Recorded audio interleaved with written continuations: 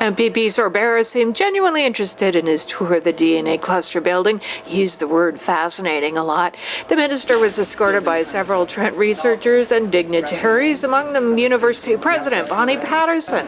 During their walkabout, Ms. Patterson explained to MPP Sorbara how the facility functions and operates through cooperation between Trent University, Fleming College, and the public and private sectors. And the provincial politicians seemed impressed. What Trent is doing here in this DNA cluster is really at the leading edge, and I wanted to have an opportunity to see it. We have been very successful in creating a kind of unique partnership between the Ministry of Natural Resources and Trent University, and that provides opportunities for students and to create the kind of resources that leads to leading-edge research. It also creates the capacity for the commercialization of science, which is part of what we as a government are trying to promote.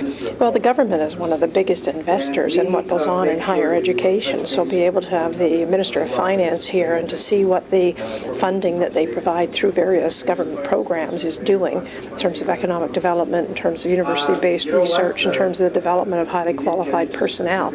It's just a great opportunity. So for us, it's a bit of a show and tell, but it's also a very tangible one that allows them to see what a university of our size and scope, with 50% of what we do at being in the sciences, it allows him to see firsthand how those investments are coming to fruition. There haven't been many new announcements out of the DNA cluster since provincial funding was announced in 2004.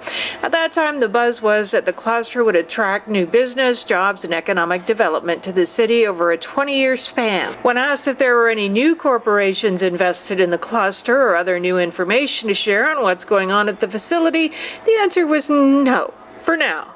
I don't have any specific ones right now, but we're out there. We've attended a number of international shows where we're having a chance to be exposed to the type of companies that would see the connection here with Trent, the type of infrastructure that's here, the type of researchers here, and to build the synergy. Mr. Mitchell stressed that development of the cluster is something that will have to be done over a long period of time.